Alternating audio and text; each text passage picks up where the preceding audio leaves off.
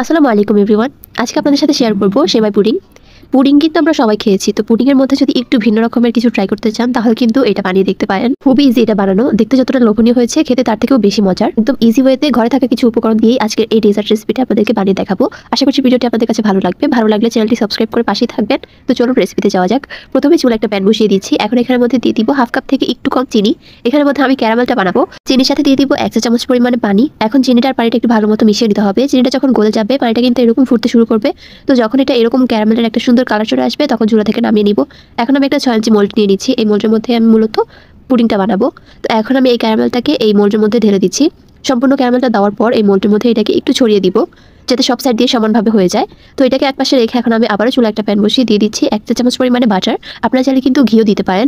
তো এখন এই বাটারটাকে একটু ভালো মতো মেল্ট করে নিচ্ছি। এখন এখানের মধ্যে দিয়ে দিব 1 কাপ পরিমাণে সেমাই।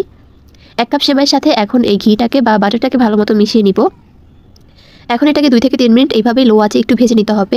একটু ক্রিস্পি করে ভাজবেন, তাহলে কিন্তু খেতে একটু ভালো লাগবে। তো এখন আমি এই সেমাইটাকে যে মোল্ডের মধ্যে আমরা ক্যারামেলটা সেট করে রেখেছিলাম ওইখানের মধ্যে দিয়ে দিচ্ছি।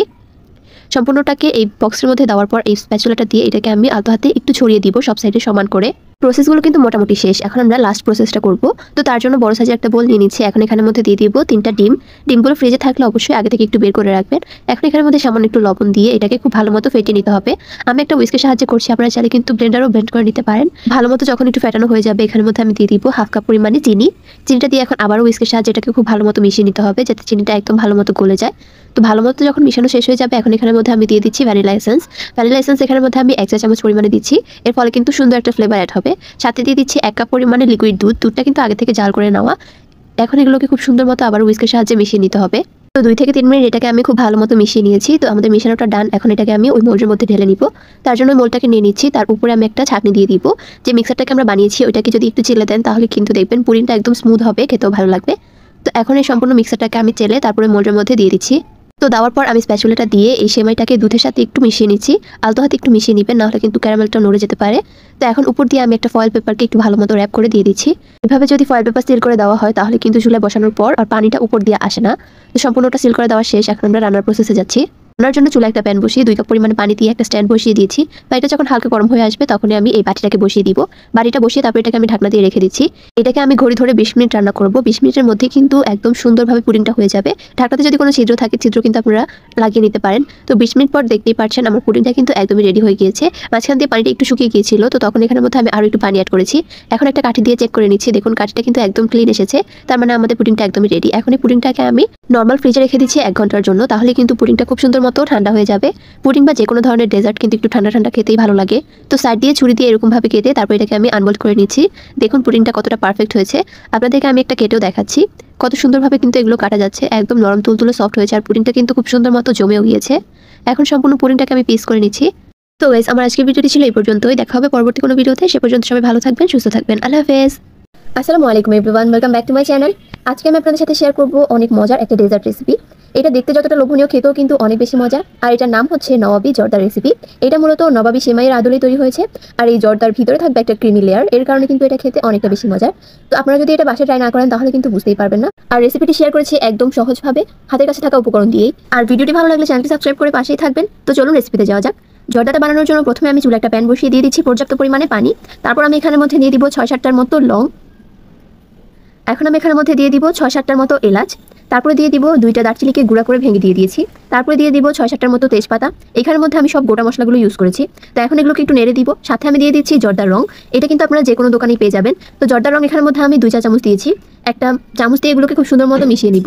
আর এগুলো যখন এরকম ফুটতে শুরু করবে তখন এখানের মধ্যে আমি দিয়ে দিব পোলাও চাল। পোলাও চাল আমি এখানের মধ্যে 1 কাপ পরিমাণে ইউজ করেছি। পোলাও চালটাকে এখন আমি পানিটার মধ্যে দিয়ে দিব। তারপর এটাকে আমি সিদ্ধ করে নিব। এই চালটা কিন্তু একদম 100% সিদ্ধ করার দরকার নেই। এটাকে আমরা 80% সিদ্ধ করব, কারণ পরেও এটা আবার রান্না করা হবে। তো দেখতে পাচ্ছেন এটা কিন্তু 80% মতো রান্না হয়ে গিয়েছে। আর এটা হতে কিন্তু একদমই সময় লাগে না, 5 থেকে 6 মিনিট সময় লাগবে। তো চালটা মোটামুটি রান্না শেষ। তো এখন এখান থেকে আমি পানিটা ছড়ানোর জন্য একটা ছাঁকনির মধ্যে নিয়ে নিব। এখানের মধ্যে থেকে পানিটা শুধুমাত্র বের হয়ে যাবে। আর চালটা কিন্তু ঠিক এরকম হবে পানিটা ঝরঝরা করার পর। তো এখন এখান থেকে আমি যে গোটা মশলাগুলো ইউজ করেছিলাম ওইগুলোকে উঠিয়ে নিচ্ছি। সবগুলো গোটা মশলা উঠানোর পর আমি এটাকে শিরার মধ্যে দিব। তো তার জন্য চুলে একটা প্যান বসিয়ে সেখানের মধ্যে আমি দিয়ে দিচ্ছি হাফ কাপ করে 2 বার চিনি। এখানের মধ্যে 1 কাপ থেকে একটু বেশি চিনি হবে। সাথে দিয়ে দিচ্ছি 1 কাপ পরিমাণে পানি। এখন এখানের মধ্যে আমি দিয়ে দিব 2 চা চামচ পরিমাণে ঘি। এখানের মধ্যে ঘিটা দিলে কিন্তু চালটা অনেক বেশি ঝরঝরা হবে। তো যখন এটা এরকম বলক চলে আসবে তখন এটাকে ভালো মতো নেড়ে দিব। তারপর এখানের মধ্যে আমি যে চালটাকে রান্না করে দিয়েছিলাম ওই চালটা এখানের মধ্যে দিয়ে দিব। আমি অল্প অল্প করে ইউজ করেছি, এটা কিন্তু অনেকটা বেশি সুবিধা হয় চালটা মিশানোর জন্য। আর চাল দিতে দিতে কিন্তু শিরাটা অনেক বেশি শুকিয়ে যাবে, তো এই কাজটা একটু দ্রুত করার চেষ্টা করবেন। তো সবগুলো চাল দিয়ে এখন এটাকে মিশিয়ে নিব। 2 মিনিট পরেই দেখতে পারবেন শিরাটা কিন্তু একদম সোক করে নিয়েছে চালটা। এখন এটাকে আমি খুব সুন্দর মতো মিশিয়ে নিব। এই পর্যায়ে কিন্তু স্প্যাচুলা দিয়ে উপরে সমান করে 2 মিনিট রেখে দিলেই কিন্তু দেখতে পারবেন চালটা অনেক সুন্দরভাবে হয়ে গিয়েছে। তো 2 মিনিট পর দেখুন এখন এটাকে আবারও আমি খুব সুন্দর মতো নেড়ে দিচ্ছি। এখন এখানের মধ্যে আমি কিছু ড্রাই ফ্রুটস অ্যাড করব। তার মধ্যে এখানের মধ্যে আমি দিয়ে দিচ্ছি বাদাম, যে কোনো ধরনের বাদামই কিন্তু আপনারা ইউজ করতে পারবেন। সাথে দিয়ে দিচ্ছি কিছুটা পরিমাণে কিশমিশ, আর দিয়ে দিব মোরব্বা। মোরব্বাটাকে আমি ছোট ছোট টুকরা করে তারপর এখানের মধ্যে দিয়ে দিচ্ছি। এগুলো দেওয়ার চেষ্টা করবেন, তাহলে কিন্তু খেতে অনেক বেশি ভালো লাগবে। তো এখন এগুলোকে খুব সুন্দর মতো নেড়ে মিশিয়ে নিতে হবে। আর এই পর্যায়ে কিন্তু শিরাটা অনেক বেশি শুকিয়ে গিয়েছে আর চালটাও ঝরঝরা। তো চুলা থেকে নামিয়ে ফেলবো আমরা এটাকে। তো এখন এটার মাঝখানে লেয়ারের যে ক্রিমটা আছে সেই ক্রিমটা বানাবো। তার জন্য এখানের মধ্যে নিয়ে নিচ্ছি আধা কেজির মতো দুধ।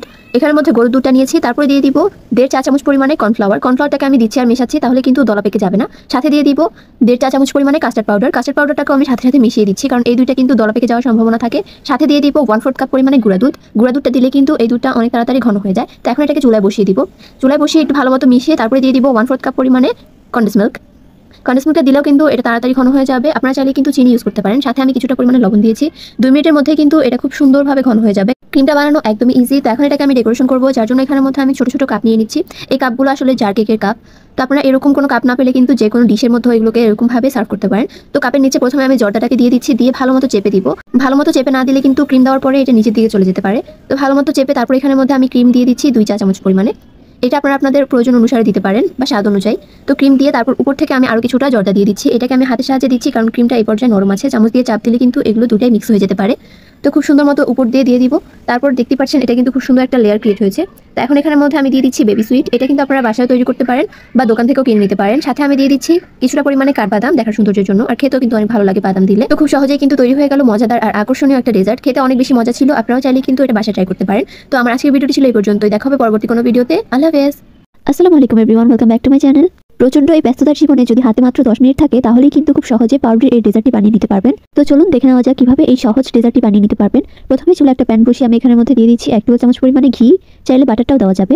তো ঘিটা যখন ভালো মতো মেল্ট হয়ে যাবে তখন এখানের মধ্যে আমি 2 টেবিল চামচ পরিমাণে দিয়ে দিচ্ছি সুজি। এখন ঘিয়ের সাথে সুজিটাকে খুব ভালো মতো মিশিয়ে একটু ভেজে নিতে হবে।